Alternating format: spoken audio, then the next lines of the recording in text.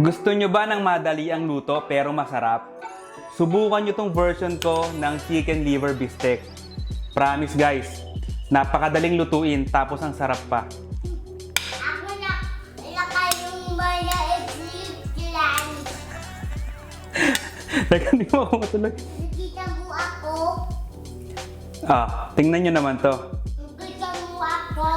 Siyempre, ikaw naglagay. Nakita, katabi kita eh. Ang sarap, grabe.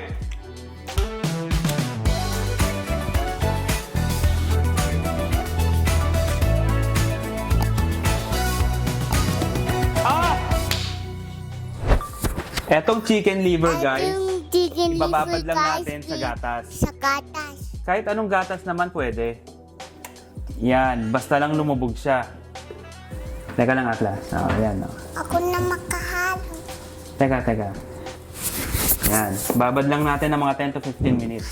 And then to 15 minutes. Habang inaalis natin yung lansa, i-ready naman natin tong babad. Opo. Usok.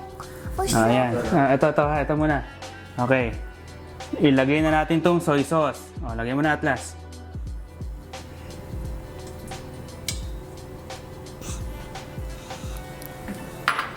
Calamansi or lemon juice. Calamansi or lemon juice.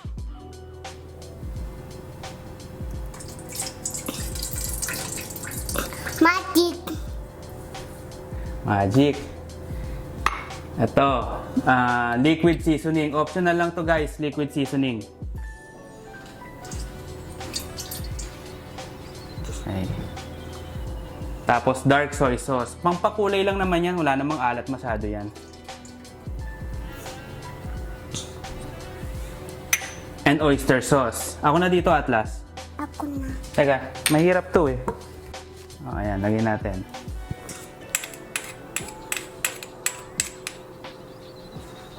Tapos coconut sugar. Kung wala kayong coconut sugar, pwede namang brown sugar or regular sugar lang. Pang-balance lang naman ng acidity to guys. Tapos haluin lang natin. Ikaw na maghalo. Sige.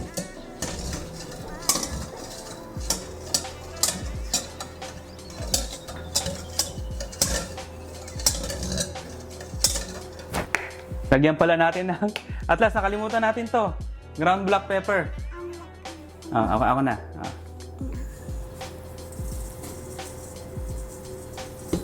Yan. Haluin mo na ulit.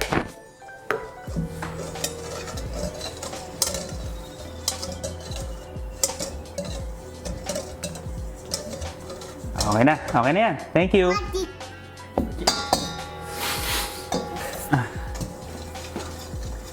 Ako na. Ikaw na. Okay guys, after 10 minutes, ang gagawin natin dito is strain lang natin tapos babanlawan lang natin ng tubig para talagang matanggal yung lansa. Alam niyo ba? Okay guys, babad na natin ang ating chicken liver. Bakit chicken liver? Ito.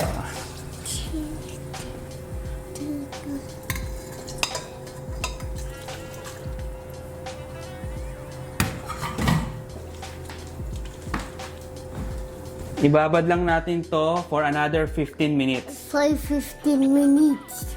Alam niyo guys, ito hinahalo ni Tito Otit. Oo. Bakit hindi chicken liver pinapapat? Para masarap, kaya binababad. Okay.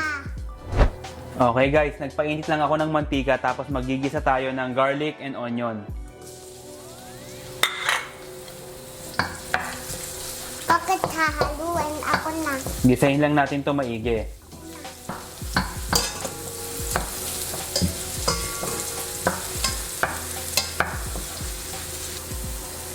Kapag nagisa nyo na maigi, isa lang na natin tong chicken liver.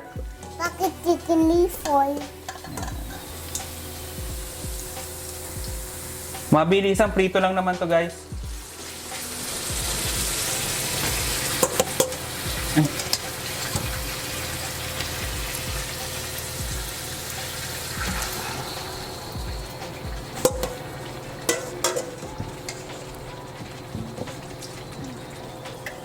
Tapos may naiwan. Ay, wala na. Ayun. Okay, okay na, okay na yan.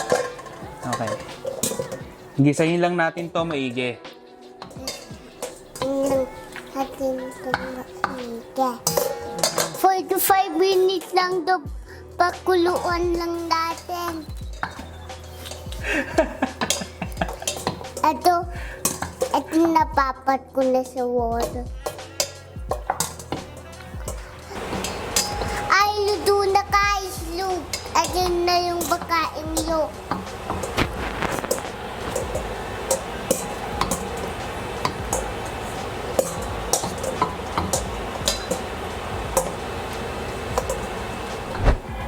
Kapag nag-iba na yung kulay, ilagay na natin yung marinade.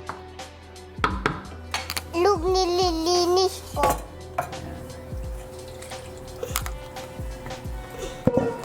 Tapos maglagay din tayo ng konting tubig. Look, nililinis ko.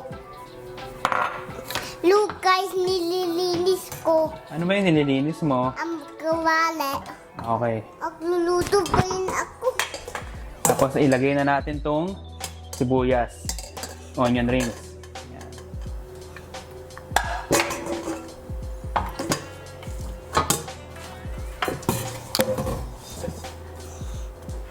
Tatakpan lang natin to ng mga 6 to 8 minutes.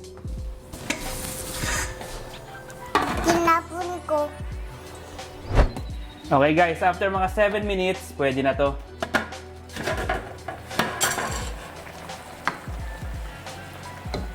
Yan. Lagyan natin ng cornstarch slurry.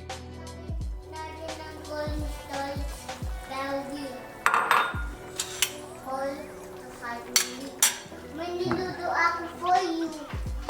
Singkamas na malaki. Kaya mo yung upo yan. Ang haba yun. Pagkalagay ng cornstarch slurry guys, siguro lutuin pa natin to ng mga 2 to 3 minutes pa. Yan. Lagyan na natin sa low heat. After 3 minutes guys, pwede na to.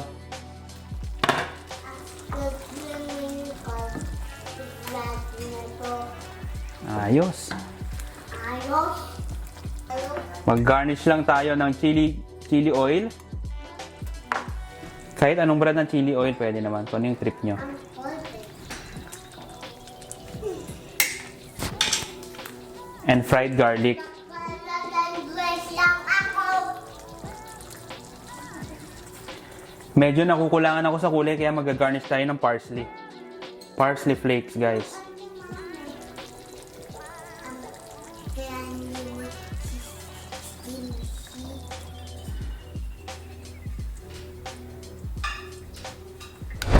O, di ba? Napakadali lang lutuin ito. 15 to 20 minutes lang. Luto na. Guys, para sa inyo. kaso para sa inyo. Po. Grabe, ang sarap. Po, bakit? Perfect balance ng savory and tangy. Ang sarap nito, guys, promise. Alam nyo, kung gusto nyo ng madali ang ulam, eto na yung lutuin nyo. Ang dali lang, tapos ang sarap pa, promise. Ano pa to, ha? Healthy na, mura pa. Tamang-tama to kasi ang taas na ng presyo ng mga bilihin dahil sa gas eh. Eto na lang lutuin nyo. Tapos alam nyo yung onion. Ako kasi, ang gusto ko sa bistek, yung puting sibuyas para manamis-namis. Pero kung gusto nyo yung kulay pula, kayo na mag-decide. Kayong bahala kasi kayo naman ang kakain. Gusto ko mabuya. Mamaya, lulutuan kita ng maruya, ha? Sagot! Ako. Okay. Tapos, ang sikreto dito, guys, yung liver, huwag nyong i-overcook. Mabilis ang luto lang, mga 8 to 9 minutes. Ganun lang. Para hindi tumigas. Paano, guys? Kung nagustuhan nyo tong video na to, siyempre, i-like nyo na at mag-subscribe na din kayo. Tapos, i-comment nyo yung mga pagkain na gusto nyo tsambahan natin.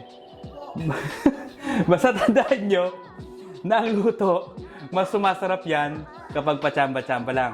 Kita-kita tayo next week, guys. Bye po. Kain muna ako.